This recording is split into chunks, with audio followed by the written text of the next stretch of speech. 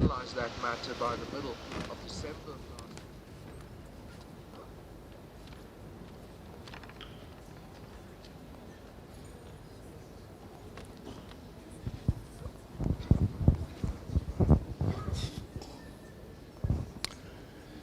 Good afternoon, students.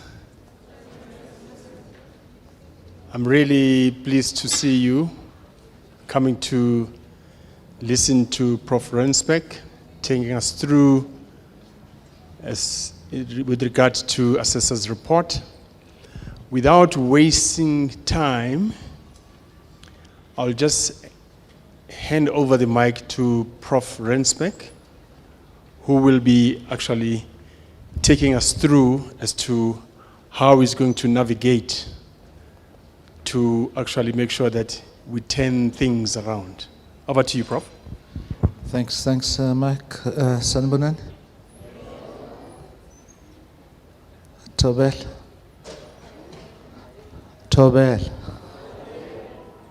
Dumelang. So, who's read the assessor's report? Hands up. Because I want to come to all of you who have read it. Yeah? Usalap?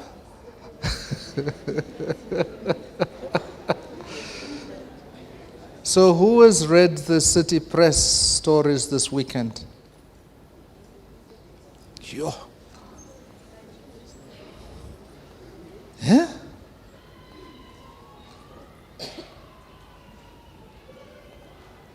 So is there a problem? Is there a problem?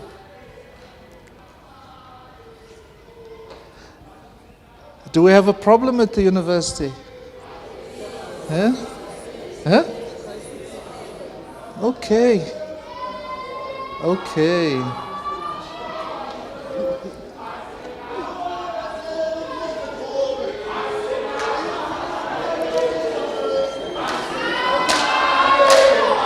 Okay. Okay. Okay. Okay.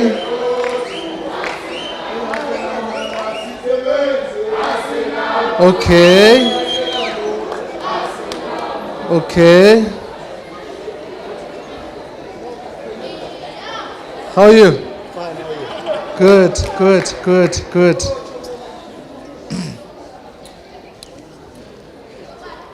Thank you. Let's settle down.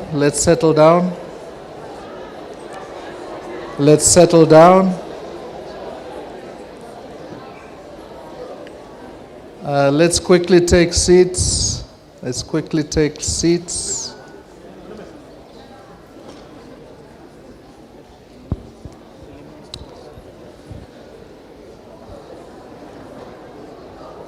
So, let's start again.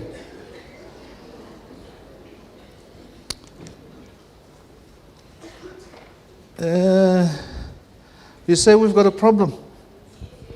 No, it's a crisis. Ted, talk to us about the crisis. What do you find? No, thank you, Prof. My name is Dennis Mabunda. I'm the suspended SRC leader currently.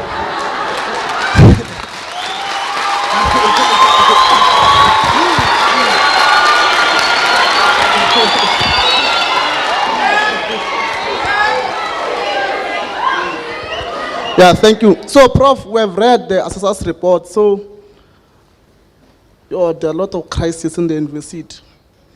But I don't want to speak much because we're here to listen to you and we're interested as to how we're going to implement the recommendations.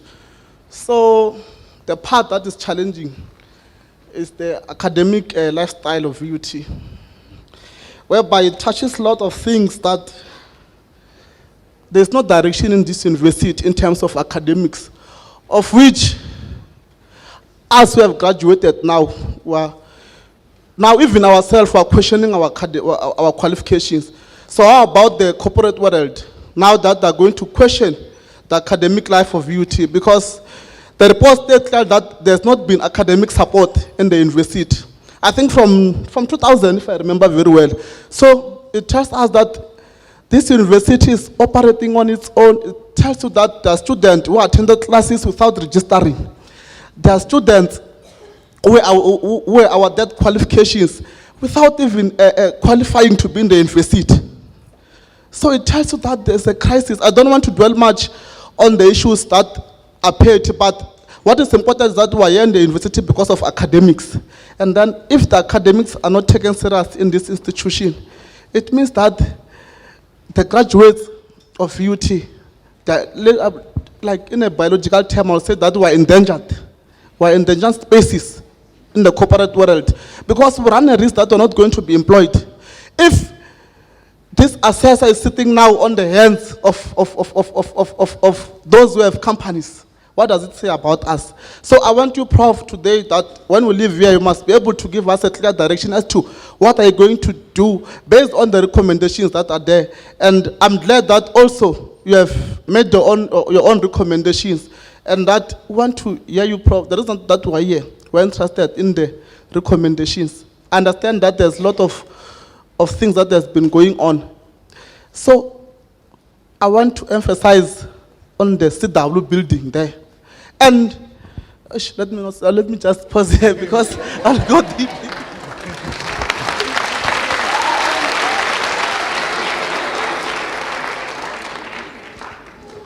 Thanks very much. Anybody else who had seen this, read this, want to? Before I come in, I'm going to come in, no question. But I want to hear some views.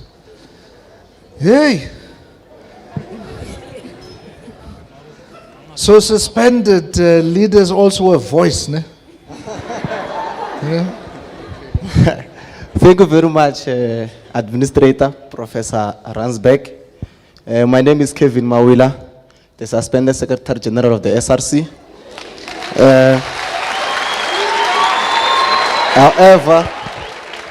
However, our issues are sub judice, but we're able to comment on the issues affecting the institution, of course. So I will agree with the latter speaker, Comrade Dennis, to say that our worry as students comes when the report touches our academic lives at VUT. What is it going to happen if I submit CV with a person that is coming from University of Johannesburg? Of course, they're going to question how the corruption of the university on management failed to strengthen the teaching and learning facilities in the university. And it speaks mostly in centralized campuses on how they failed to manage the centralized campuses. Even there, I read something like the appointment of those who are directors in centralized campuses is questioned as well. So my question will be, Prof. Ransbeck, the administration in VUT is coming, I think, in decade for the second time, or the third time, by the way. So in your tenure or in your term, what is your plan, what is your strategy to improve more than those administrators that they came before you? Because the administration came and the factions continued, the corruption continued, in fact, highly continued. And the other thing is that the special investigation unit, how is it going to unfold? Are students involved, former leaders or student leaders? Because it also speaks that the student leaders who are involved in corruption, taking money from suppliers. So I also want to question that, how are you going to implement that as well? And another question is that in the process of management, we can see they're implicated, most of them. The office of the registrar, the office of the vice chancellor, it's highly implicated. In fact, it's showing that the vice chancellor failed to give direction in the institution. The absentia, Mr. Mukwena, is also saying that is perceived as too powerful person. So the disciplinary process as well, how is it going to work and how are you going to strengthen it? Is it going to be externally? Is it going to be internally? What are the recommendations that are going to assist the university? So I will come back, Prof. Thank you very much.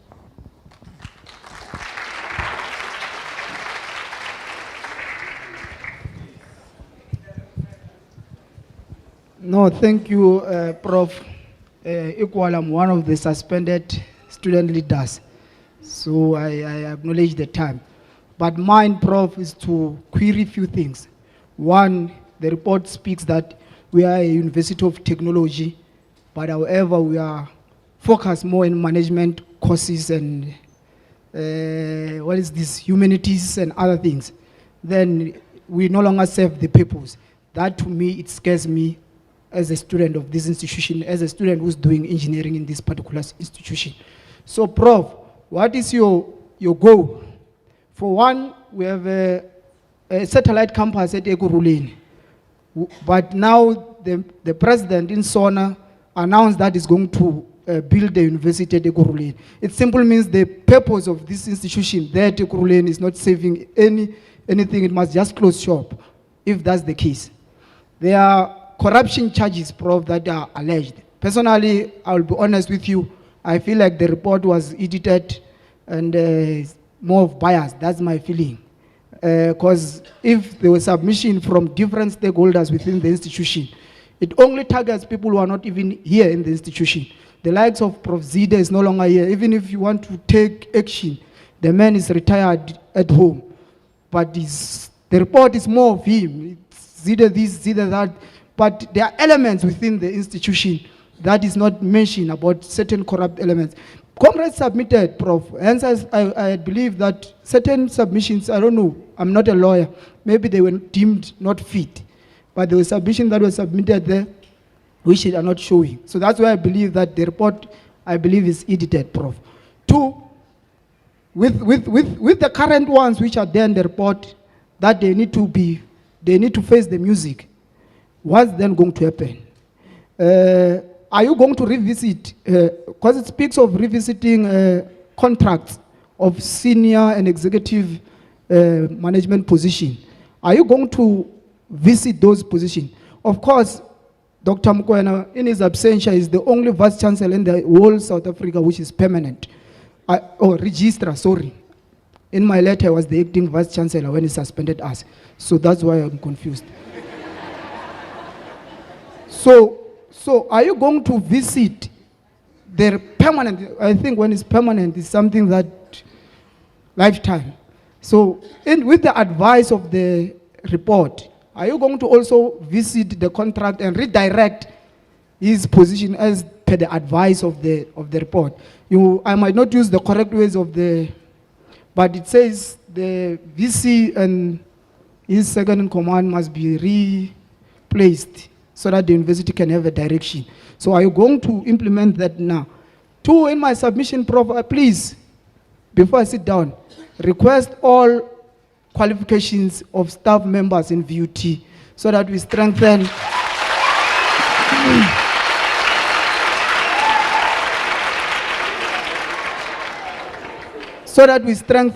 the institution.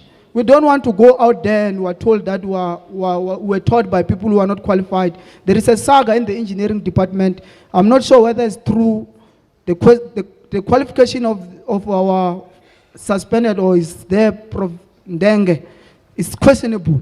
So it's all over the social media. We are not sure whether it's true or not. So please, Prof, make from the lower grade to the last grade, verify qualifications. So that if they don't qualify, they go out. We have many students that we've taught, they come and fill those positions, they are qualified, and we prioritize it for our own. Please implement the report, we accept it, although it's edited, it's focused to Mdala, and Mdala is retired, Shem. Deal with the right people.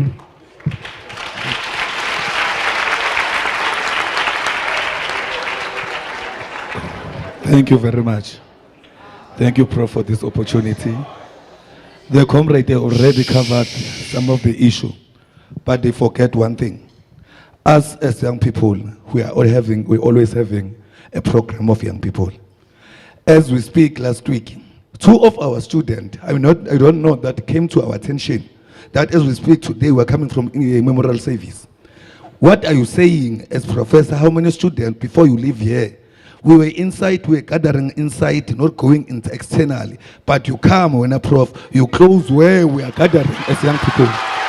Prof, this thing it's come to my serious attention because of if one of us in your term, as last week we were 8.1, there was a car accident, there was a student there was a car that was involved in a car accident. The person who was driving was a student. Last week Friday, two students were shot. Then what is your view? Are you saying we are chasing outside so that we'll be killed or what? Please, Prof, what we are requesting from you, open our music. We want to dance. Thank you.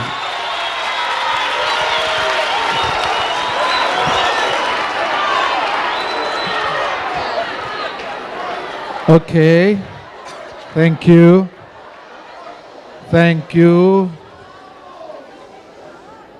Thank you. We're dealing with serious issues. I'm coming. We're dealing with serious issues here, right? And I'm happy. I'm real. Order. I'm really happy that so far the focus has been on the academic standing of the university. Yeah? Yes. Yeah, thank you very much. I like the fact that you said, Mr. President, when you give me the mic. It means, well, my name is Wandi Lemar, like the latter speakers. Well, to add, the unfairly suspended president of the SRC. Well, Prof, I'll try to be short, but these issues are very close to my heart because these are issues that we're confronted with day in, day out. Before we get to the academic challenge of the university, the first entrance of any student is access. So for you to discuss about problem of passing qualified people, it's a point of access that we must firstly discuss. And there's a crisis as we're sitting here, Prof, of students that were enrolled with this university last year that are struggling to enroll until today. They are not winning. They are trying to get into the system. And the only challenge that is keeping them outside is the fact that they do not have money. I mean, we're a poor institution. And where we come from as the university, we know they are poor students. You have a vision, Prof, of fundraising. All I'm pleading is let's give those students a chance. There are a few. There are 60-something that are not yet registered because they are owing the university. They cannot be registered. My problem entirely is that the same university is using exorbitant amount to spend on things that are unreasonable. Let me inform you now, Prof. Maybe you might not be informed. There's a curtain that costs 4,020, which is bought at rest. I've never seen that in my entire life in any shop. But students are closed out to say the university does not have money, there's student debt, but money is used day in, day out. There is a procurement challenge in this university. And when I'm going to speak about lab, I'm going to show you inconsistency. The contract of lab and the contract of KEF ends on the same day, expires on the same day. But only LAPA is closed. That's true, that is giving us running stomach. It's still open.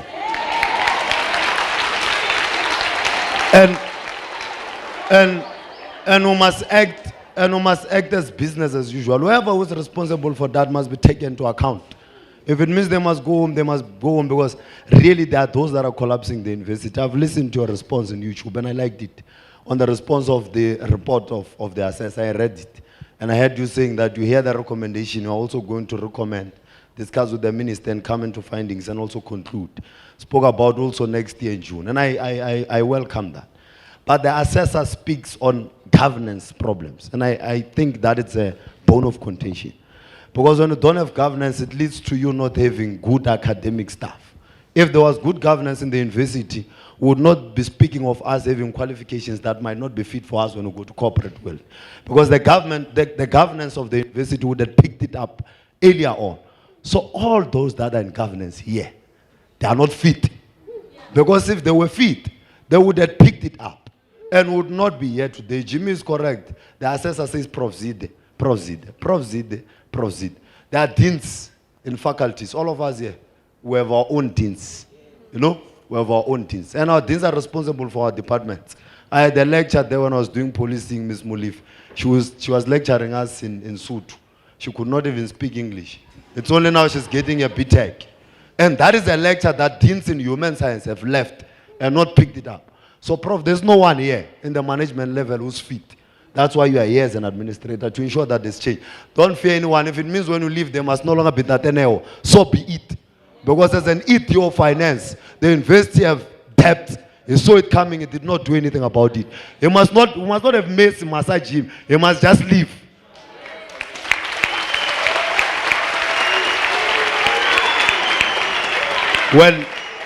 Well, it goes to a point where students end up saying SRC is not useful. It's useless. It's because comrades were battling with acting people. People that are in the investors and on an acting basis. There's CW in planning registration through the office of the registrar, Dr. T. Dimkwen. A year before, they must sit with the SRC that, here's our plan of registration, what is your input? The registrar does not do that. He come back in January, he want to plan registration in January, when registration are running. That's why even today they are extended to Friday. That shows incompetence in his office. And we must say it as it is, we must not fear anyone. So, Prof, in closure, there is a crisis of governance beyond anything. Governance is the one that must be responsible in the University of Ireland to ensure that these small anyana issues, they don't affect us as a university. They would have picked up procurement problems so long ago. They would have picked up all the challenges that we're facing, academic challenges. I mean, there was a time where they were advertising and say, we want diploma in this, but not TUT. We don't want it to get to that point where they say not VUT. But if we don't have governance, we're still going to get there. So if there's any challenge that we're pleading with you to clear here, it's governance issues. Those ones of rest, by the way, they still owe us vouchers. Please tell them, we want our money, we want to use it for our...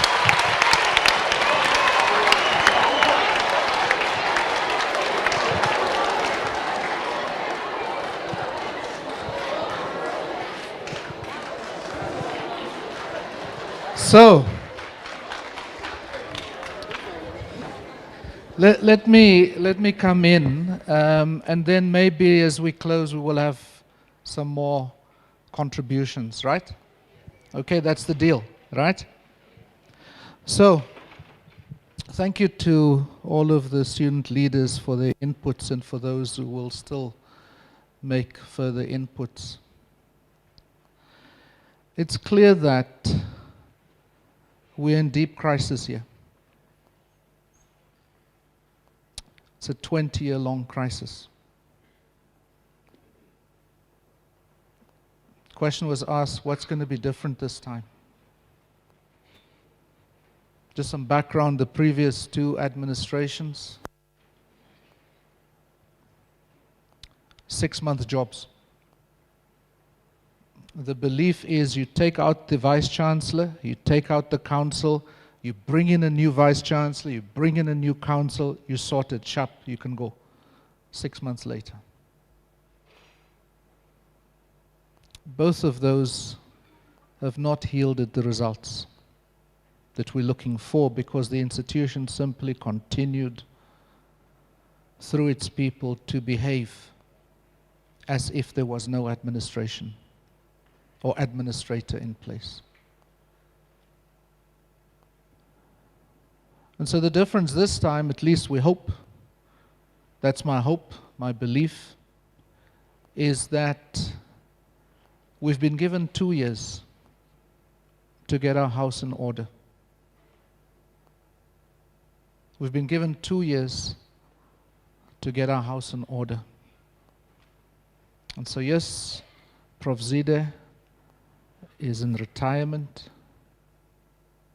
And yes, we will retire other senior colleagues, but that is a conversation. It's not an announcement.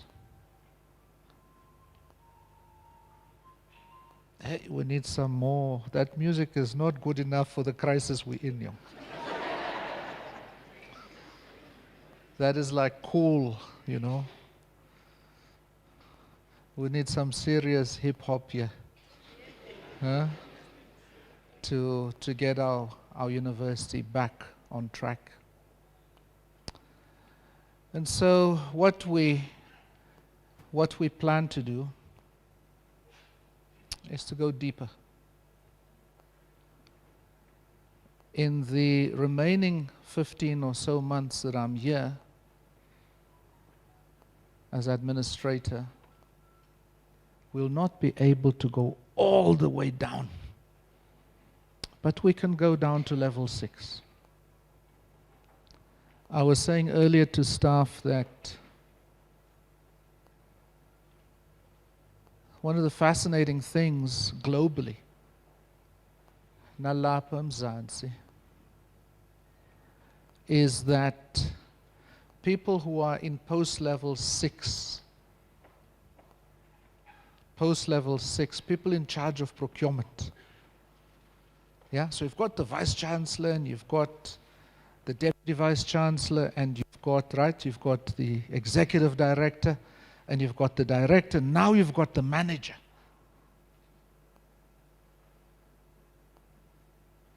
Those managers don't want promotion. Why don't they want promotion? Yeah? They're comfortable. I was also sharing with staff earlier that I share with you now that typically those people working in those roles, by the way, human resources as well. How many of you have seen the book or read it, How to Steal a City? Have you seen that book? How to Steal a City? It is the theft of Nelson Mandela. That's Port Elizabeth, Dispatch, Utrecht, you know that area? It's Nelson Mandela Bay. The book is How to Steal a City. How do you steal a city? 3 things. Number 1, you steal infrastructure projects. Yeah? Like here. We did, as the SRC leaders know, and as many of you know, we did here a project to fix residences. 30-odd million rand project. Beautiful letters were written after that project. Wonderful work. Highly recommended for work. We've had to go back there. Restart the work. 30-odd million rand later. And so the first thing you do when you want to steal a university or a city or a country, as we've seen, how do you steal a country? You steal Eskom. You steal Transnet. You steal Prasa. Who else? You steal SAA. Okay, SABC, there's no infrastructure, but it's got a different role, right? And so that's the first thing that you do. Second thing that you do, I want to accelerate, sorry I'm delaying a bit. Second thing that you do is you steal normal procurement. Normal supply chain management. Toilet paper. Right? How much is a roll of toilet paper, single ply? How much? 5 rand. I thought it's 2 rand. Okay, how much is the double ply? How much is the one with aloe oil?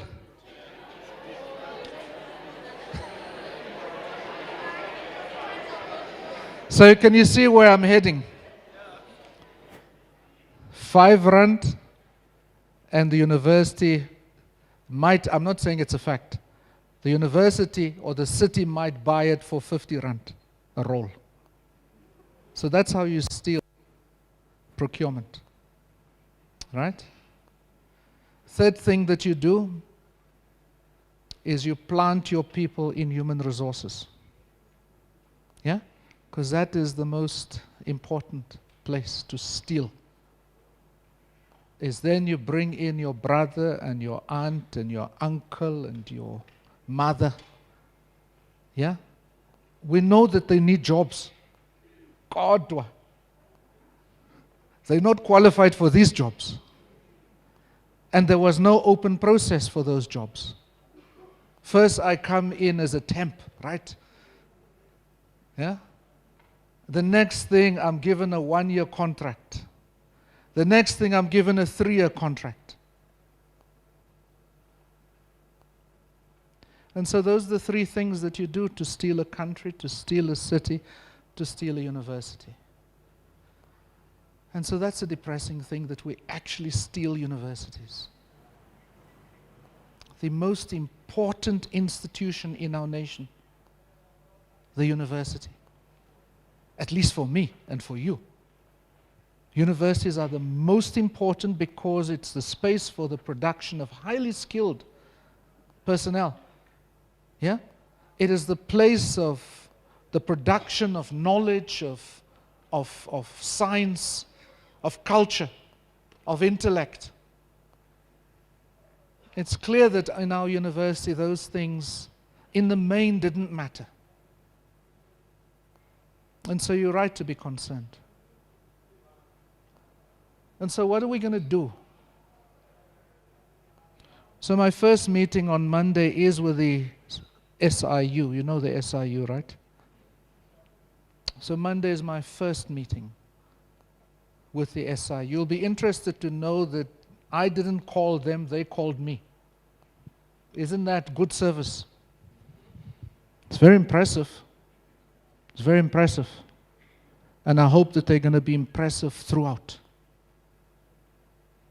And so what is the purpose of that engagement? Is to walk them through key aspects of the assessor's reports and my own findings and my team's findings, the administrator's task team findings. The purpose of which is to pinpoint low-hanging fruit, if you like. What are those? There are 3 kinds. Number 1, they are members of staff who have been involved in corrupt practices. Yeah? And because of their corruption and fraud, the university has engaged itself with contractors it should not have. University has just lost 32 million rand, yeah, or thereabouts. Somebody's going to have to speak up. Somebody's going to have to cough out or cough up. And so the first group would be members of staff. Bless you. Second group would be students. Student leaders.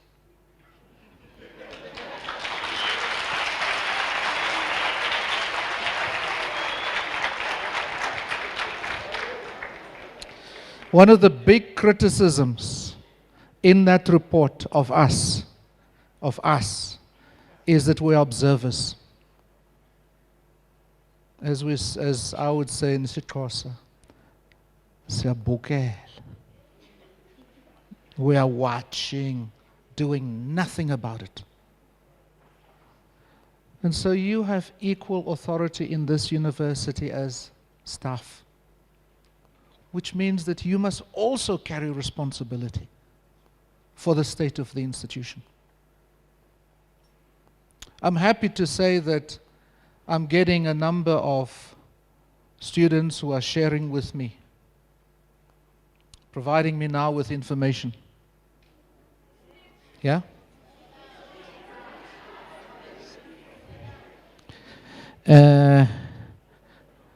Sharing videos, photos. What are you doing there with that owner of that private student residence? Why are you meeting?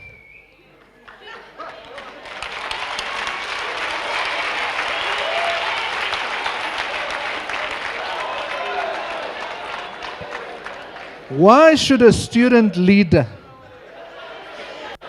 be having coffee?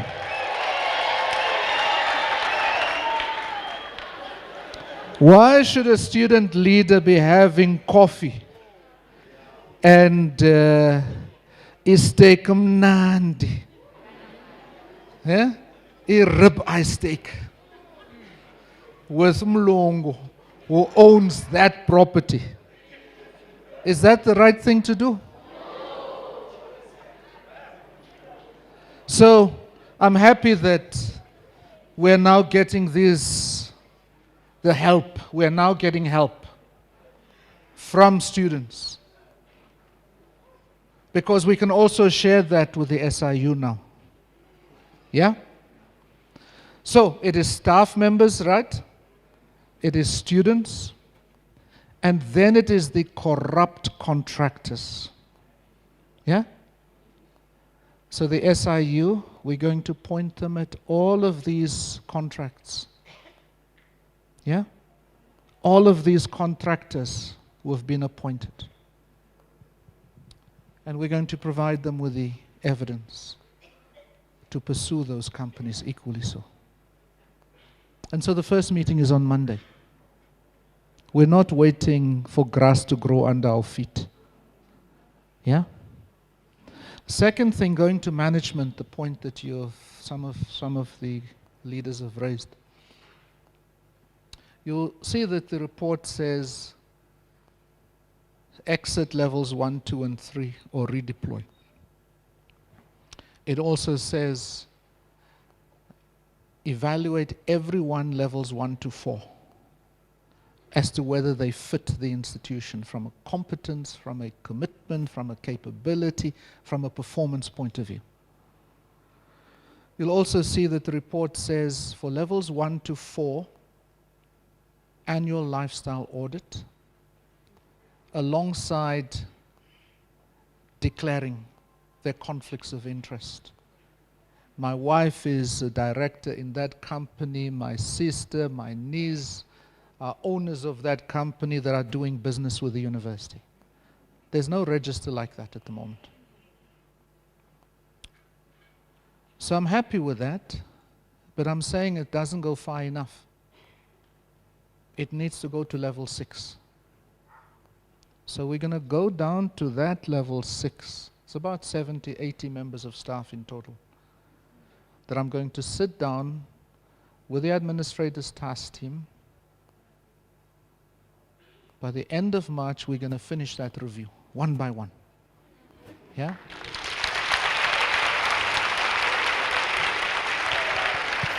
Now let's not be in a hurry. Let's not get ahead of ourselves. These are mothers and fathers. Yeah? Brothers and sisters. And so we have to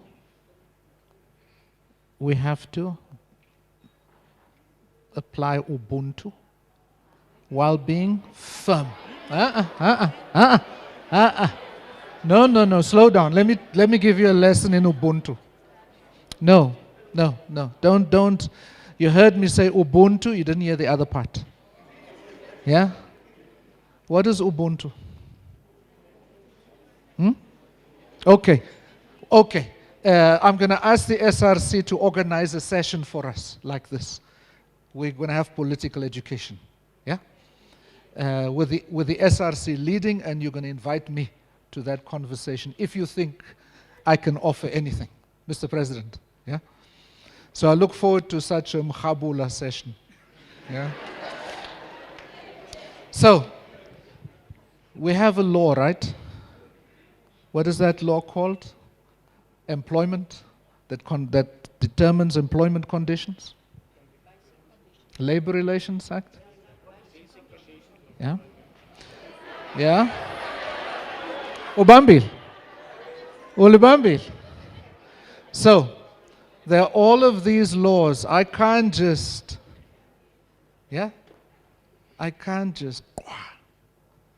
that's not how it works. And so we will be firm, no question about that. And unfortunately there will be change, but I can't preempt individuals. We're going to have those conversations and there will be some changes. Yeah? And so on the management, that is the plan. That we're going to do this fitness assessment and we're going to make changes if needs be, or if the situation requires it. You've asked us to check on qualifications. We've taken note of that, yes.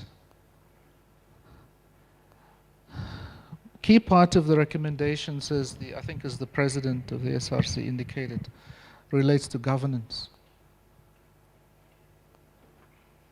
In essence, what is said in the report is that the way in which council was constituted set itself up for capture by factions. So, how do we get members of council? We sit down with the SRC, we sit with Nahau, we sit with Nteu, and we say, who can be councillors? And then we mustn't be surprised of the consequences. Yeah? We mustn't be surprised. Another key recommendation relates to the number of members of council. Too many members of council. Bring it down to 20. Revise the statute.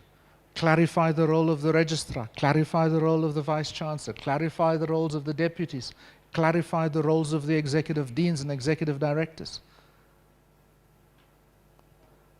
You'll be interested to know that one of the things I found when I arrived was confusion, I don't know, by design. Confusion between MANCOM, Management Committee, which comprises of the Vice-Chancellor, the Deputy Vice-Chancellor, the Registrar, the CFO, and the Head of Human Resources, and the Executive Management Committee, comprising of Executive Directors and Executive Deans. It seems as if the one that was wagging the tail of the university was the EMC, not MANCOM. And so when you've got 30 people, 30 leaders, executives in a room, it's easy for them to be captured by a faction. And unfortunately, what I then found is that decisions that should never have been made in that committee are made in that committee instead of at the level of the management committee.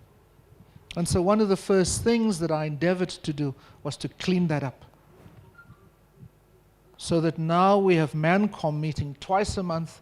That is the committee that runs the university.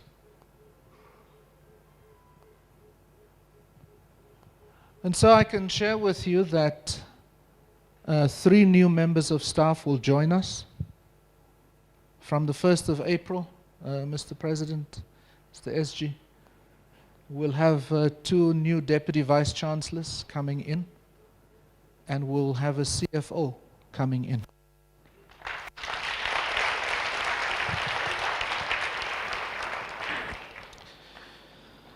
And that would allow us to begin a new chapter, or at least for the journey to go forward. It will allow these 2 Deputy Vice-Chancellors for teaching and learning and for research, innovation, and tech transfer to focus us back on the academic project of the university. And so part of my job, in addition to the typical administrator jobs, is to accelerate their learning and to mentor and coach them so that they can, within 90 days, be up and running. And so that's a key part of the role that I will have to play to assist the 2, and of course, to work with the CFO equally so. It was very sad that the executive dean that we appointed for the Faculty of Engineering, that he had a terrible heart attack in December, and he passed away. And so we had invested with him so much effort. He was coming in on the 2nd of January this year. And so we've had to restart that process. We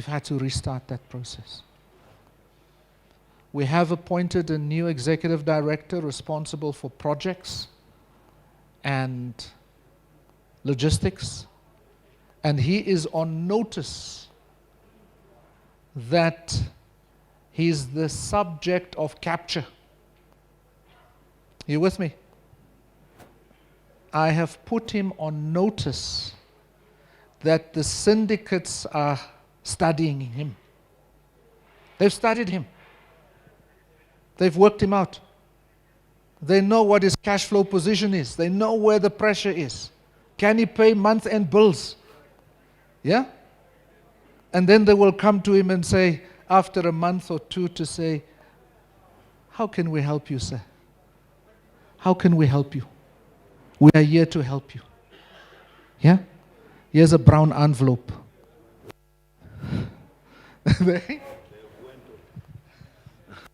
They've went already. So they've been to him already, says the president. So there you have it. So there are significant new appointments that are being made, others that are joining us. We're going to have to, in this process of examining these 70 or 80 colleagues in management positions, we're going to have to align and get colleagues to step up. The challenge of, and I'm going to stop and then invite a few more contributions. The challenge about the academic program and qualification mix and enrollment in the institution, I think it's a legitimate concern.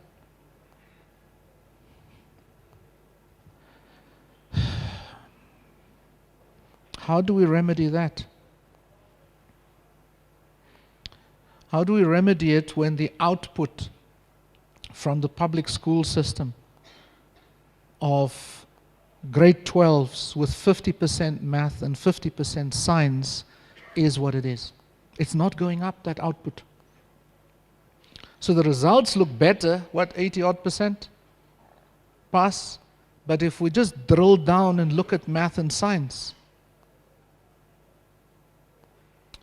And so this year we've had a big problem, as the SG knows, as the academic officer knows.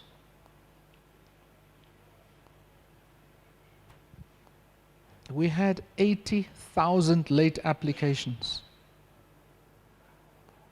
Of them, 33,000, say 50,000 didn't meet our requirements, basic requirements. We thought that about 30,000 that we'd send them invitations. We're only able to yield 1,000 of them. So here's the late application conundrum for you to think about. 80,000 plus, 30,000, 1,000. Part of the drama, of course, is that we are not the first choice University of Technology because of the drama.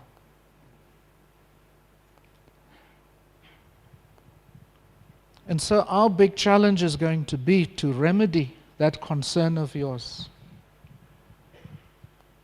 Is going to have to be to find a solution as to, firstly, of course, we're going to have to sort out the reputation, our image, public image. Secondly, we're going to have to look at not so much our entrance requirements, although we're going to have that conversation. Yeah?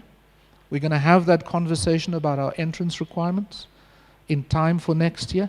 And so the SRC must make an input. Please make your inputs to the SRC. Right? So we're going to we're going to look at whether that is the explanation, the 50% threshold, right? Into engineering and to applied sciences. The second thing that we are going to up our game on is the, what do you call, extended programs. Just to create more room for entry. Yeah?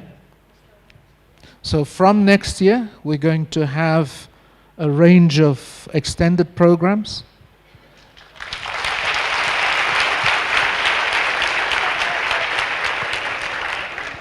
Of course, it's going to be important for you to keep an eye on that so that the balance is weighted towards applied science, computer science, and to engineering.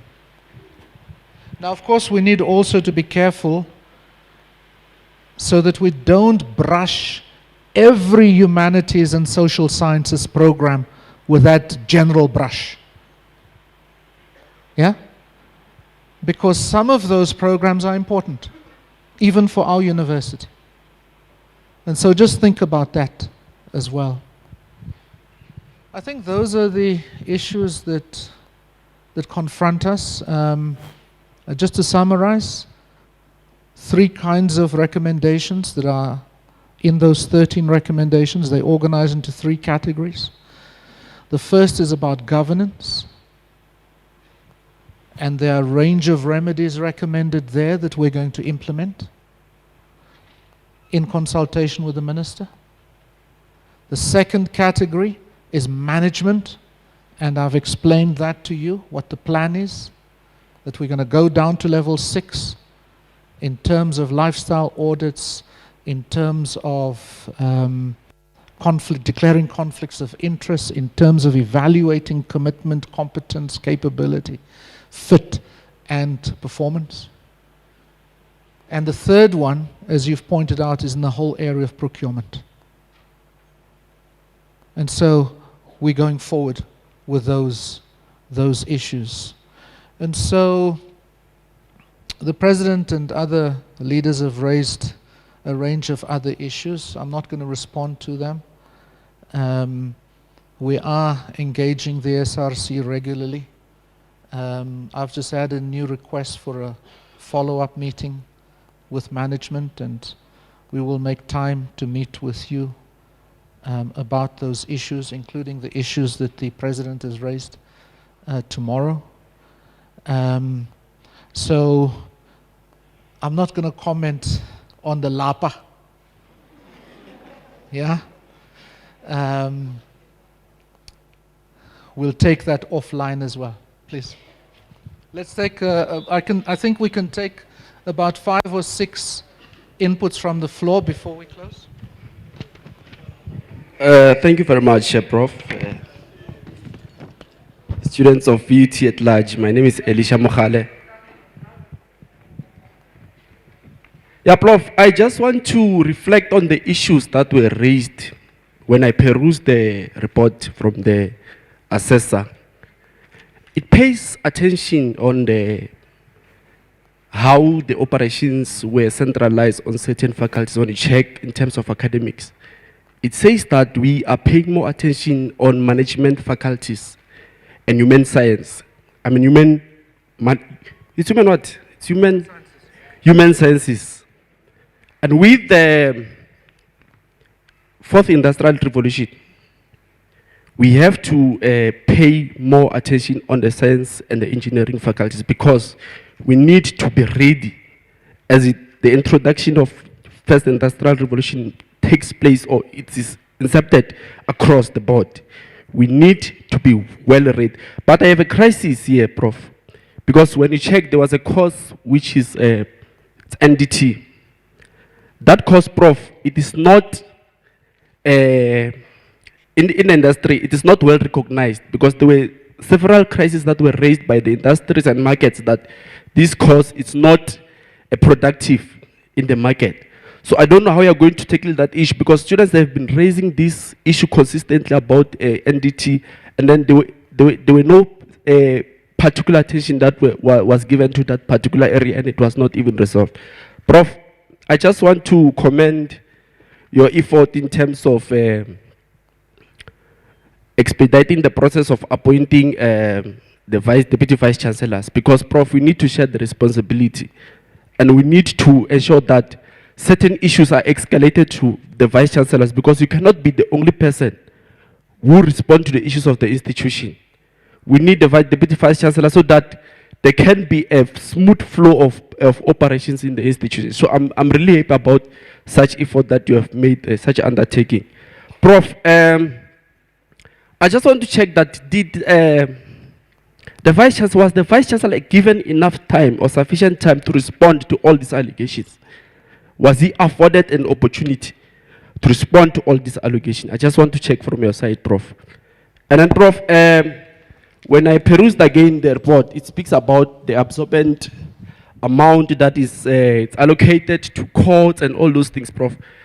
With the reference that has been done long, because, Prof, I remember in last year, there was an issue in terms of governance. And then there was an arrogance from the office of the dean, because that's where we lose more cases from the office of the dean. So I don't know, Prof, how are you going to handle these issues? Because, Prof, now we are in the meek, or we are in the edge of going to SRC election. The term of the SRC is lapsing in 2 weeks' time. We are going to SRC elections.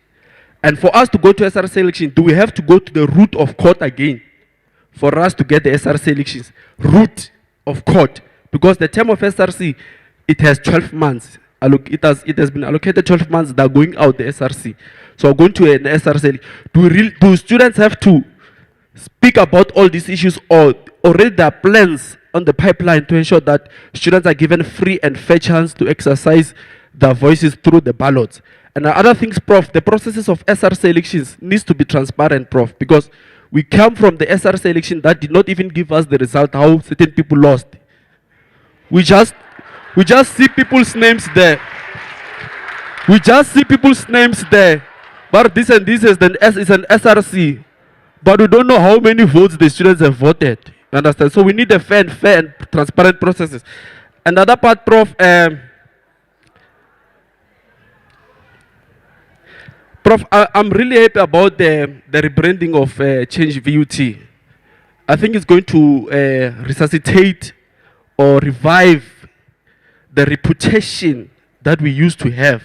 But, Prof, how do we change VUT while we still have students that are swimming in debt? What is the amicable solution to resolve the issues around student debts? Because, Prof, if university keeps on increasing the fees absorbently and abnormally, but they're not giving effort in terms of how they're going to resolve the student debts, it means we are not changing the VUT. So we really need to come up with efforts to ensure that there is a way of ensuring that student debts are resolved at the end of the day. And the last part, Prof, it's Okay, you guys, all your issues have been raised. it's facilities, Prof. The issue of facilities, Prof. Last year, we got rid of that Eurocentric program of EDL. There was a Eurocentric program that was undermining the dignity of a black child.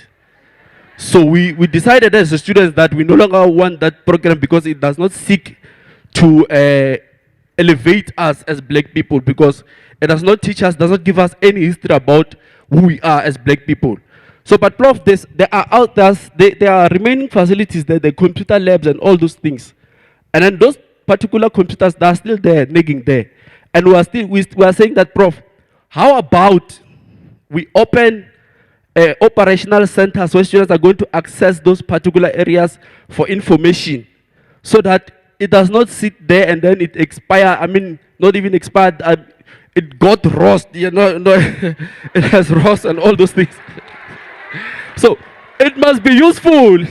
So those particular computers, Prof, it must be useful. So we cannot have facilities that are just sitting there in the labs and then without any use, Prof. And then the other thing, Prof, within the residences, Prof, within the residences, Prof, we really need to have those particular facilities. We need eye centers within the residences so that students, they have access to computers, because we do assignments, we do typing and all those things, but we don't have computers, some of us. So, Prof, that is my submission.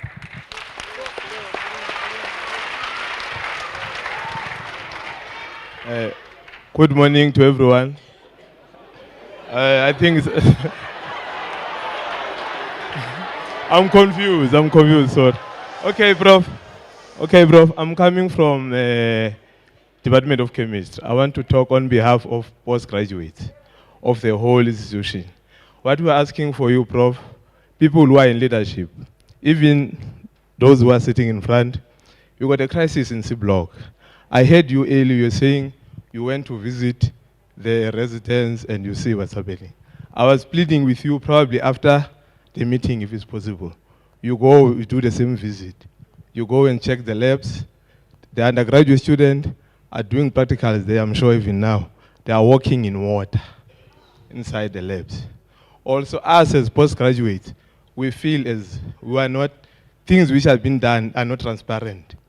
It depends, if you want help, it depends how vocal you are. Most postgraduate students in this institution are not being treated well. We've been talking to those guys, I don't know how many times, with the issue of C-block. This issue is still the same.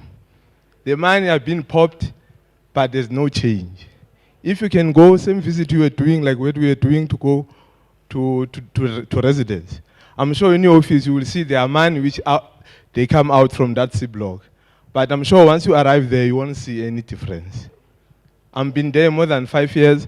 Every year we are fighting the same problem. We got a problem of tutorship, which we feel as chemistry postgrad we are not being assisted fairly because our number is too much. And then what's happening when the tutors are being allocated? Currently, as postgraduate students in that department, probably are around 40. But when they want assisted for tutorship, they say they want 10 people. And then they say the rest, where they're gonna get experience. And then something which we usually in the past, SRC is always helping us in trying to get tutorship so that we can have something. They always saying they don't have money, but the money is always coming. I don't know where it's coming. And we are not interested where it's coming. But the unfair thing which we are treating, if you're gonna be 40 and then you say you want 10 tutors, and then the rest you must say they must get where must they get, they must get the experience. It's not about money. If I'm a postgrad, I'm here for 6 years. I'm just giving an example. And then I'm just giving an example. Yes, it's how it is. If you can go to our lab, if from here go to those labs, you will see. Then I'm not given tutorship. You only want 10. On my CV, I will be saying I was doing what on the rest of 6 years. Cool. Thanks very much.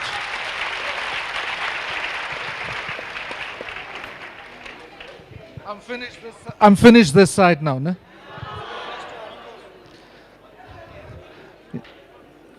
Last of last. Thank you very much, Prof. My name is Masbulele Chwele. I want... Okay, I will try to be quickly as much as possible.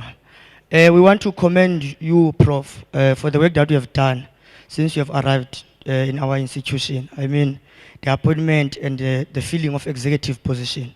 That is a commendable work, except suspending our democratically elected leaders. There we don't agree with you. However, that is not the point, Prof. Prof, I mean, the transformation agenda on its own is not something that we can do overnight. We need to have strategies in place to complement it. I'm saying this precisely because, Prof, as the university, we suffered, in fact, to fill quotas this year because of the online system, which we are not anti or we are not against it. We support it in fully.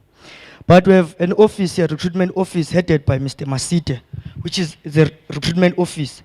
They are not doing their job, and they are getting paid. I mean, the recruitment office, its duty is to attract matriculants and other people who wishes to further their studies in the institutions of higher learning. But at VUT, it's a different case.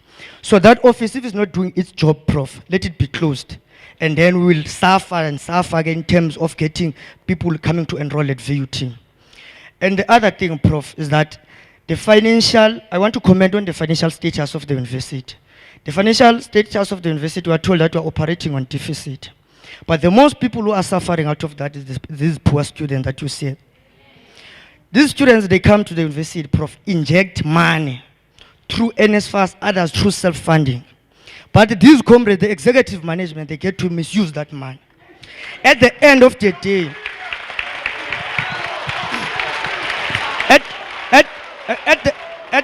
at the end, sorry. Thank you. One of the things that I encourage and have an expectation on is respect for each other. It is Ubuntu, it's our Ubuntu spirit. No. coming. So my appeal, it's been the conversation we've had with the SRC, is let's be respectful. Let's not make false allegations or unproven allegations. Or when we communicate, yeah, let's be careful. Because we're building a community here. Yeah? We're building a community here. And if we're going to be saying, hey, those comrades, that one, I nonsense lomtu, what, it's a problem. So that's just my appeal, leader. Thank you very much, Prof. My argument was that, Prof, these poor students, they come, inject money to the university, and the money get to be misused by the executives of the university, which is responsible for running the university. Now we can't register, we are told of upfront payment, some tremendous percentages that they do not make sense to us. So, Prof, we are going to assist you, we are going to participate if we need to participate in the process of assisting SIU. Because now we can't register and the money get to be missing in the university.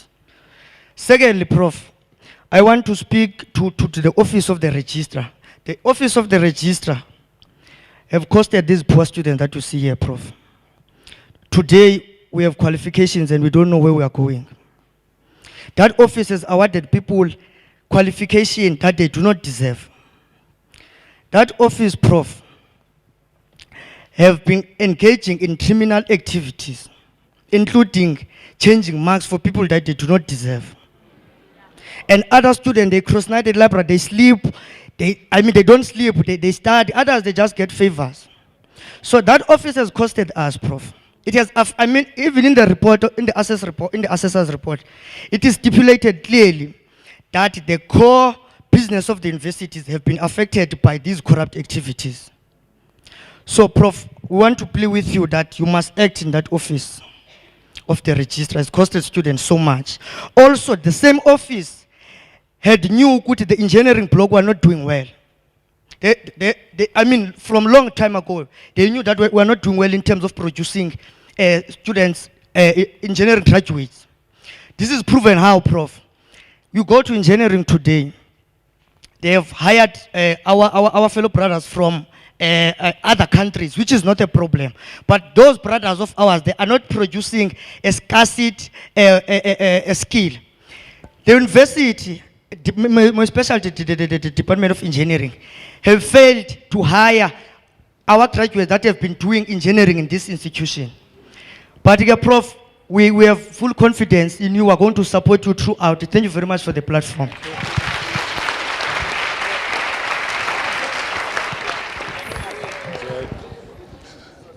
Greetings to you all, comrades. My name is Mnqedis Makubo.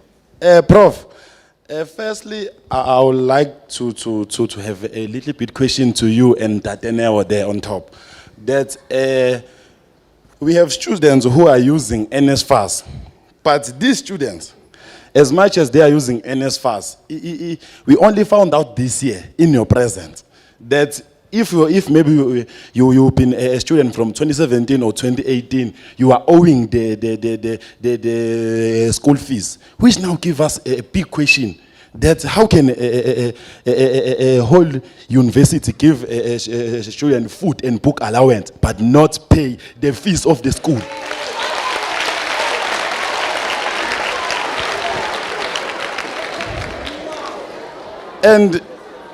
And secondly, because Prof, if now you come to VUT and register, they will say go and apply for NSFAS. And when we go there to NSFAS office, they will ask you, are you poor or what? You'll say, I'm poor. Then they say, prove it. You go around the whole world trying to get many documents to prove that you are poor. They even send you to police station to write your personal things, your personal feelings, that how much are you poor. Then at the end,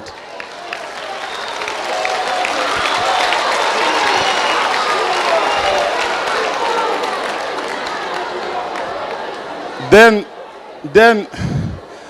now, Prof, when you come back and now you submit all those documents, they now have they now have 100% proof that I am poor. Then when they say I come to register, they will tell me that I am owing about 185,000. While I'm busy, while all along all these years from 2018, I've been receiving book and food allowance from NSFAS. So how does the NSFAS work in VUT? Because it is supposed to even pay for the school fees. Then, so last, Prof, last. Then, Prof, this first point of mine, I would like to be answered by Mr. Neo there, please. Then, second, Prof, and lastly, we as now student leaders, we don't have any problem with this thing of online application.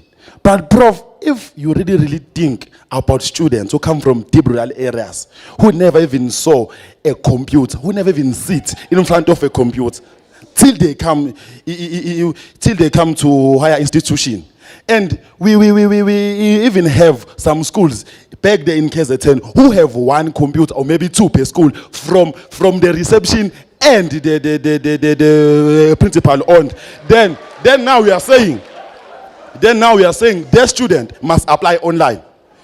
Are we not insulting those students by saying they must apply online because they never saw anything that touches online things?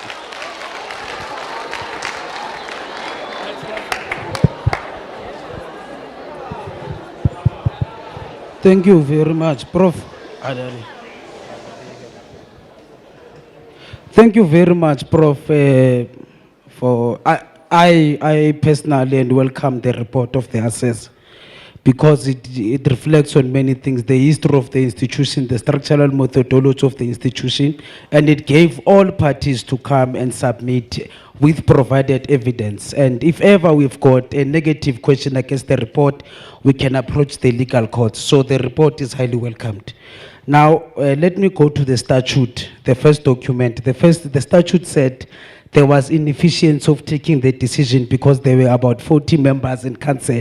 It creates groupings and cabals, so it's going to be reduced to 20 members of council. I welcome that. On this note, I think other members and any additions in council are necessary. If you are going to have a postgraduate student in council, yet have a representation of convocation that represent graduates. We have got 2 organs and 2 bodies representing graduates. So let's separate that. You see that the SRC has 1 or 2 representatives with non-academic qualifications. Now let's go to the second one. Okay, Elisha raised the issue of SRC elections, blah blah, and what. No. Let's do this. In reversing the statute, let's also look at another document that was introduced by DA, which is the SRC Constitution. That should be the bone of contention, because if you can reflect to the history of this institution, it's 3 times that SRC elections get postponed because of the fraudulent of the document. It is the 2009 SRC Constitution. It is outdated. You can go and give us SRC elections many times before you leave. But you're an administrator, when you leave here, you do not want to live with a problem. You want to resolve the problem first. So the actual problem that Elise was supposed to address is that the SRC Constitution is got flaws and it makes us to postpone SRC Constitution continuously. Now, by the way, I don't have ambitions, whether they sit or I don't sit, I don't care. I was just reflecting on the bed. So Chair, Administrator, also the part of SIU report, the Special Investigative Unit from the Office of the Presidency, it must not only follow those who are in management or those who are with us or student leaders who are also corrupt.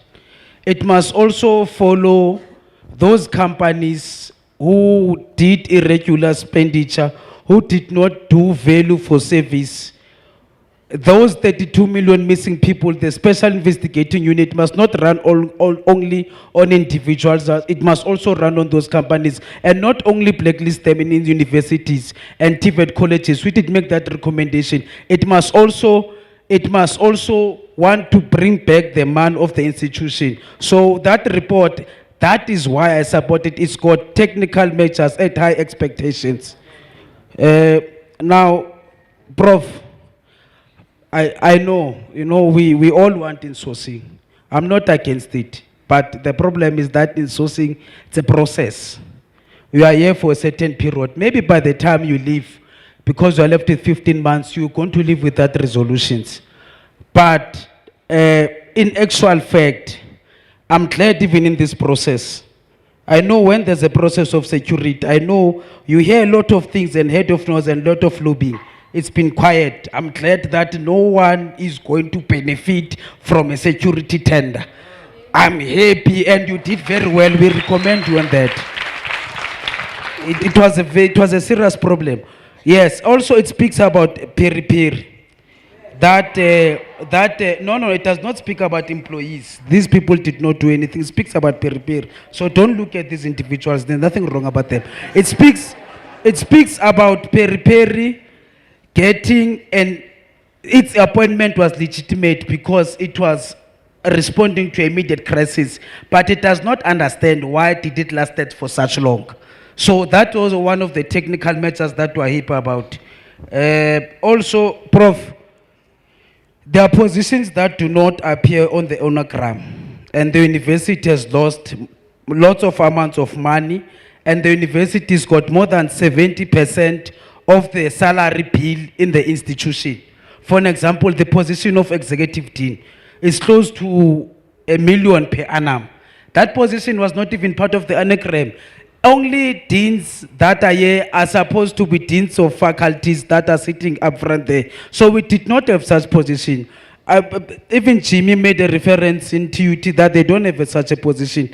They only have got the director, which is one of the fellows that applied there, who I hope it coming, but did not come because of circumstances. But it speaks on that. So, yes. And then also, Prof, I'm completing now, 30 seconds. And also, Prof, CFO, it must teach us a lesson, You can make restructure, but I think you must tell the executive team institutions that even if when dynamics are going left and right, they get frustrated, some of them, the academics. I don't think Prof. van der Bank is into those things of corruptions and so forth. Listen. Hey, manyani. How? I don't think he's into those things. Even his portfolio does not give him those leverages. For an example, the position of CFO, the guy was given benefits, traveling allowance, he was even washed for clothes, laundries. So those are some of the things that you must change. Now, on my last point, Prof, the role of satellite campuses, I think they are contributing to overstaffing, and are contributing overstaffing unnecessary. Uppington campus has got 103 students. That is not a satellite campus, does not qualify to be one. That's a classroom. And you've got staff and bodies that are hired there and are paid by the institution. I think, Prof, you must revisit that. It gives us a problem. I think that campus must, Science Park is different. Even if it's students of education and so forth, at Science Park, there are other activities that benefit the well-being and the knowledge of the institution. Same as the gym, I agree with you. If if Ekurhuleni is looking to build a university, while we've got a satellite campus there, because Ekurhuleni speaks, it's an industrial area which focuses on firms, engineering and other skills. If ever we don't give them that, obviously they are going to build a university. Thank you, Professor Submarine.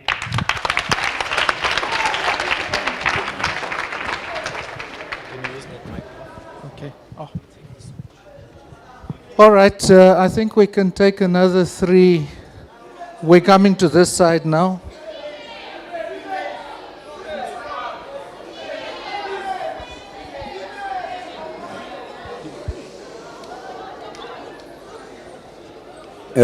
Thank you so much. Greetings to the house at large.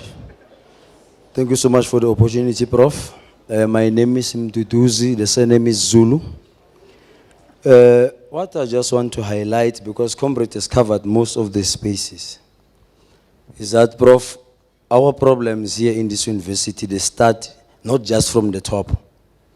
When the report speaks about level 1, 2, 3, and 4, you are correct when you say that you must go down to even to the last level. Because majority of the staff of VUT, they're not, they're supposed to be people who are working at the service point. They're supposed to be reacting in that manner. But I believe that they've forgotten. They don't even want to interact with the very students that they are here for. Prof, here in this university, for the past years that I've been here, we don't have a program, a solid program of academic support. We're not supported. For an example, if you got here, you have realized we never had Wi-Fi, only hotspot. Wi-Fi is part of academic support. And another part that I also think, and I wish, Prof, that you must look upon. It is always preached in South Africa that we need to make sure that we strengthen our people in academics in terms of applied science and engineering. But here in VUT, we have a problem because we cannot do that. Those structures are captured. If you check very well, especially in the engineering, you will find very few of our people who are given an opportunity to even teach. Sometimes it's very much difficult even for the students to understand the lectures.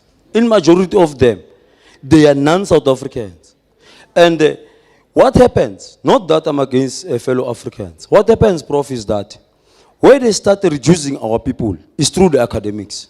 You do your first year, second year, and third year, when you're supposed to be doing your BTech during the time when it was BTech, you find out that you don't have the qualifying marks. But only people that are from outside have those qualifying marks. The ladies who are doing engineering, they will tell you, Prof. I always mentioned this thing in EMC meetings. Some of the leaders that are up there, they know what I'm about to say now.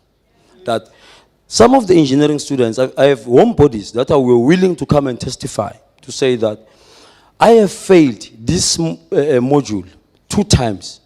And the lecturer told me that for as long as you've never slept with me, you'll never pass this module. These things, they happen here. We have been reporting them, and nothing has been happening.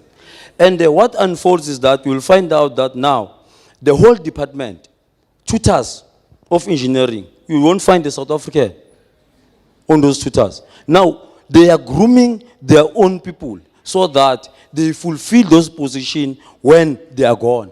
Then what happens to the amelioration of our people in terms of science and technology? Nothing. So, oh no. I think I must respond immediately to this last issue you've raised. Please, if there are cases now, bring them to me so I can make an example. Yeah? Please. Please.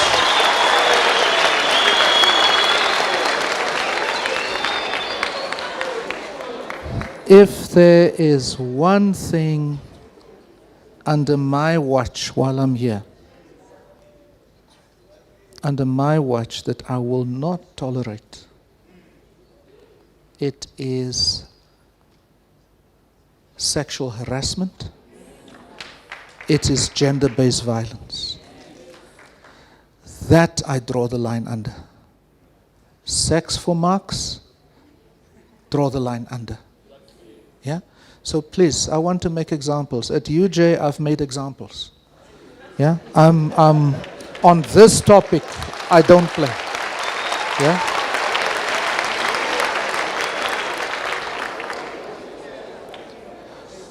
On this topic, I don't play on this matter. I'm also a father of a 24, 25-year-old, so I know exactly what's at stake here and what's in play here. So please, speaking to the women here especially, please step up. Please step up. Do not allow your body, do not allow others to demand your body in order to achieve their objectives. So please, draw the line and bring to me cases. Asseblief. Yeah? Asseblief. Okay, we will take a couple. Oh, sorry. Sorry.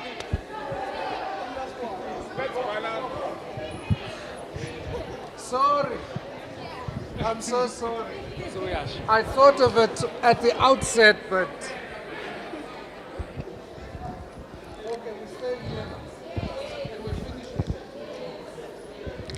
Good day, everybody. I'm not going to introduce myself. I'm one of the engineering students. Prof, we have a problem in the engineering department. I'm one of the first to do the new diploma in engineering. And then we came in 2017. There's no direction in engineering.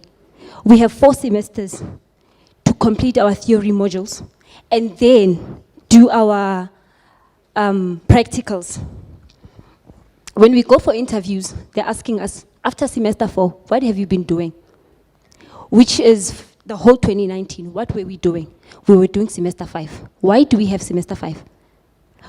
The old diploma, they have 1 year of practicals. Why do we have 6 months? What are we going to learn in 6 months in the industry? After we graduate, with 6 months of experience, who's going to hire me? And then again, Prof, we have students, a lot of students, who registered in 2017. They are currently sitting at home doing nothing. Yes. We have the N Block department, co-op. We had a meeting with them last year. We requested a meeting. They met with us. We gave them solutions on how to solve the matters that we have at hand. They promised us that in January, they're going to call us. Nobody received a call. We've been submitting CVs since last year, June. Nobody has been called. We've been called for interviews here and there, and then after that, we sit at home doing nothing. I am doing 1 module that I don't need, and I can't stay at home doing nothing. I'm here at school, I registered. I'm sitting in my room the whole day doing 1 module. My parents have to give me money every month, which is a cost on their side. I want to graduate, and I can't graduate without in-service training. I have to sit at home doing absolutely nothing, waiting for a call. It's hard to find in-service training, and that's what co-op has to do for us. Please request a meeting with the dean and call all engineering students to come and listen to him.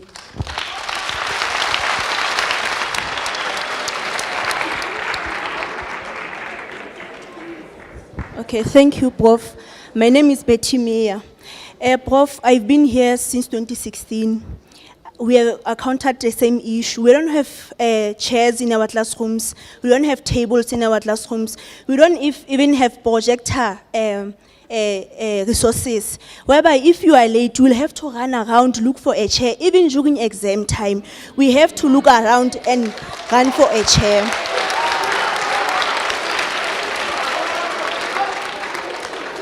Other thing, Prof, is our bookshop. Our bookshop is way expensive compared to the other bookshops.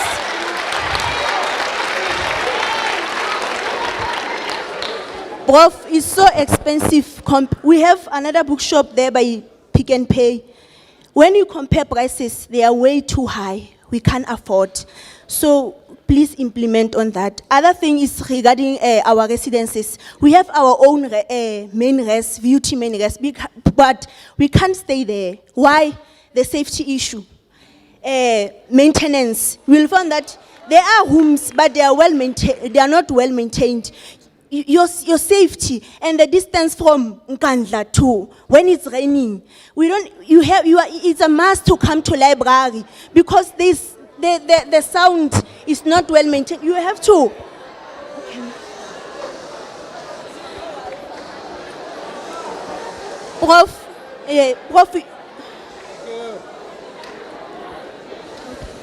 Order, order, order, order, order. Are we struggling to listen to our fellow women students? Are we struggling to listen to our fellow women students? So what's the problem? okay. Okay, thank you, Prof. The other thing is that with main res, it's our res. We should be staying there, but we run to external reses. We run to private reses because we are well maintained. We feel safe when we are there. In main res, you can marry someone and stay with someone in your room. Like, say,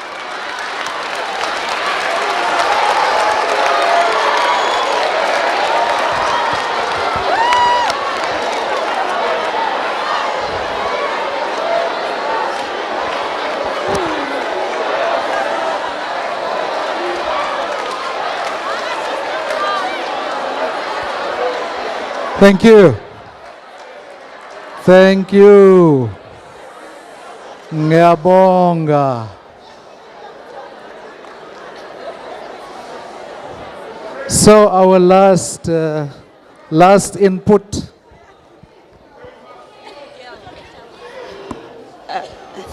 Thank you very much, Prof. My name is Karabu Divet. I'm a resident at Kutlano. On the issue of main res, I would say I'm the victim of that because we don't have toilets recently. We use one toilet, which is the matron's toilet, and mind you that we are many. Where we stay, we feel like we are just dumped there, yet we pay rent. So on that issue of main res, last year I remember our HK submitted the memorandum or SSS, and we never received any feedback on that. We are females, we get infections. So imagine sitting on a toilet that you see, even squatter cancer better. Yet we are here paying rent. So my request is one. Please take us, or please let those who are in charge take us seriously. We are females, we do pay rent as other students. When you stay at Emberfield or in another external residences, people are taken care there. We don't have Wi-Fi, and the library cannot occupy all of us. So that's my request. Please consider us. May 2020, with you in charge, bring difference.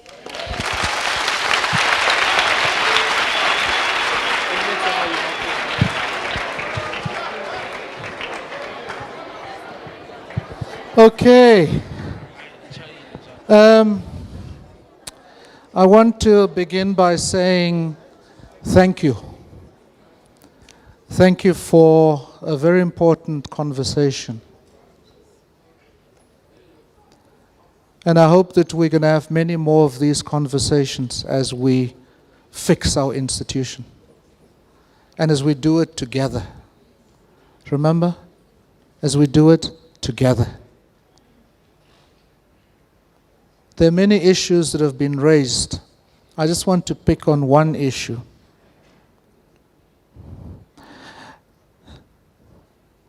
So not only was the academic program neglected, as you've pointed out, academic support, tutors, whole first year support to make the transition to university, and so on and so forth. The condition of our facilities was also not taken care of. And so I have made a commitment, as I make to you, that the next 6 months will see change. The residences that you spoke about, there will be change. There's no question about that. How we do that change is another question.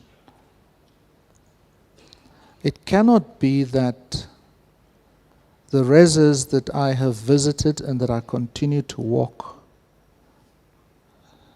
and see with the SRC and with colleagues on management, it can't be that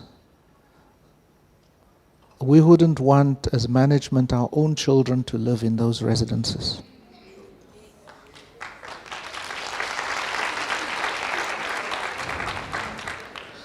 Earlier in the meeting to staff, or with staff, I made the point that at the university that I was before this,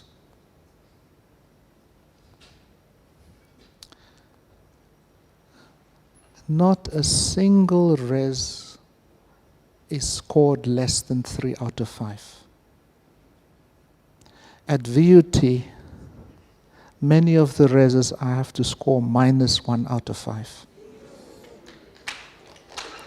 So I understand what you're saying. I appreciate what you are saying. It can't be that the external reses are in better shape than ours. It can't be. And so we've committed ourselves that we're going to have a meeting once a week only on infrastructure and residences. Only on infrastructure and residences.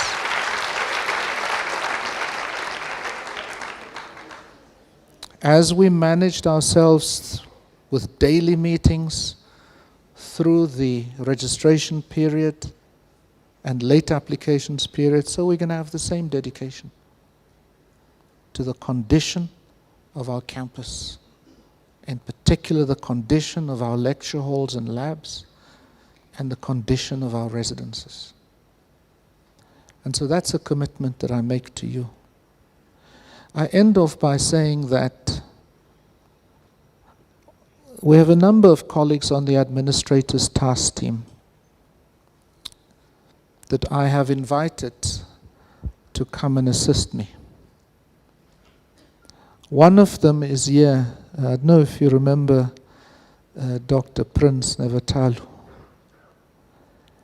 He was at TUT and then at CPUT, Deputy VC at TUT and Vice Chancellor at CPUT. And so I've brought him on board to say, Prince, can you help me, with the team here, finalize the issue of satellite campuses? I just had a face-off meeting now with colleagues who came all the way from Secunda to say to me, they believe that that campus is viable. And as you know, we took a decision this year that no first-year enrollment will occur on that campus until we make a decision, and we're going to make that decision in the next couple of months, if not sooner. Same with Uppington. And so Prince, what is helping us is to get ready to make that decision, or those decisions. He's also here to help me and the team put the microscope on Science Park. How much science is in that park? Yeah?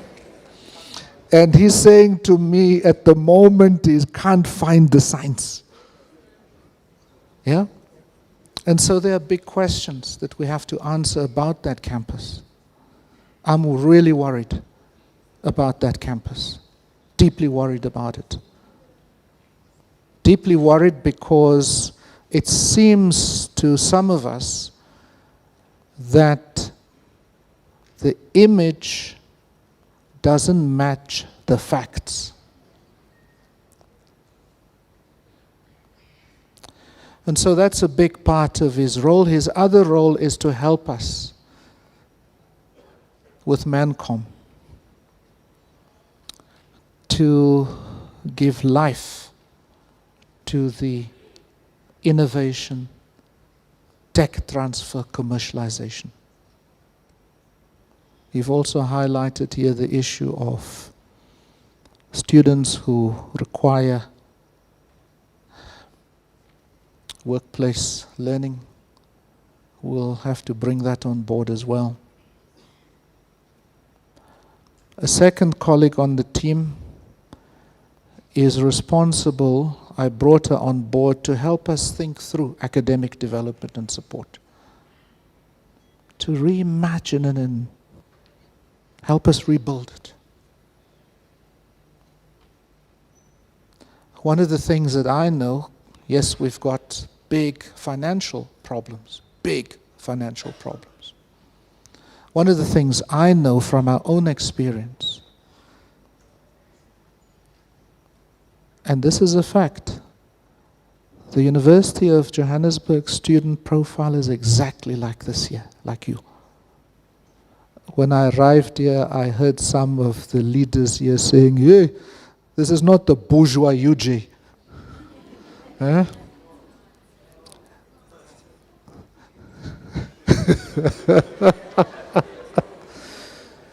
But one thing that I know that we did right at UJ was to get academic development and support right. No 3-day or 5-day orientation into what the university looks like. A 2-week intense orientation into your transition from school to university. Intense in your faculty. And then support throughout the year in what we call the first year experience program. What we did there was, as a matter of interest, to build up a tutor support system and senior tutors to the tune of 3,000 tutors and senior tutors. So maybe from that point of view, UJ is bourgeois. From the finances point of view, I don't know. Yeah? But the point is that we need to really, together with the management team and the deans, reinvent and reimagine and redesign our academic development support program. And so there is one colleague who is working with us on that. There's a third colleague who's working with us on the finances and on procurement and on IT, governance. And then there's a fourth colleague working with us on human resources, policies, and breakdowns and fixing those breakdowns. And so that gives you an idea of the range of things that preoccupy us in addition to the issues that are raised in the Assessor's report. And so I thank you for your engagement in that report, and I appeal to us. If somebody wants to involve you in corruption, stop them in their tracks and say, Heindeem, not me. Not me. And if you see somebody entrapped in corruption, have the courage to point that person out to us. Whether it's a staffer, whether it's a student, whether it is a company.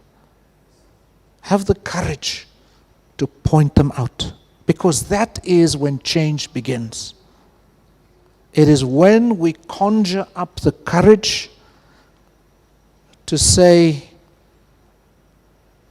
I have been the subject of corruption, or at least of being corrupted. So please, let's begin the change by being the change ourselves. Yeah? And let's continue these conversations. I'm sure the SRC, Mr. President, SG, when you are back in office, you're going to have these imbizos yourselves. Yeah? And you're going to have these conversations yourself so that you take leadership. Now, of course, I heard Elisha raise the issue about the SRC, term of office.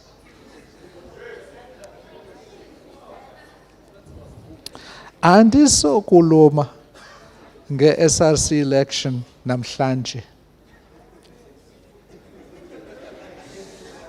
We need to have a round table with the SRC and with the political student organizations and plot the way. Yeah? We must have that, you say before 2 weeks. We must have it in the next week then, so that we can hear each other out.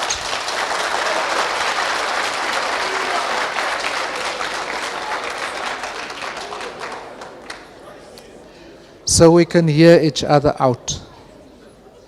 And I mean, I prefer to make decisions in consultation with you, right? Not after consultation with you. You see the difference? But in consultation with you.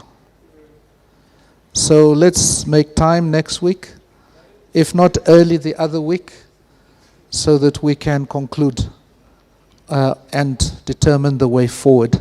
I've not answered all of the issues. I've covered, I think, some of the ground, and we have taken copious notes about the issues that you have raised, and we're going to engage the SRC on those issues that are still outstanding. But from my side, thank you very much, and all the best for this year. Thank you.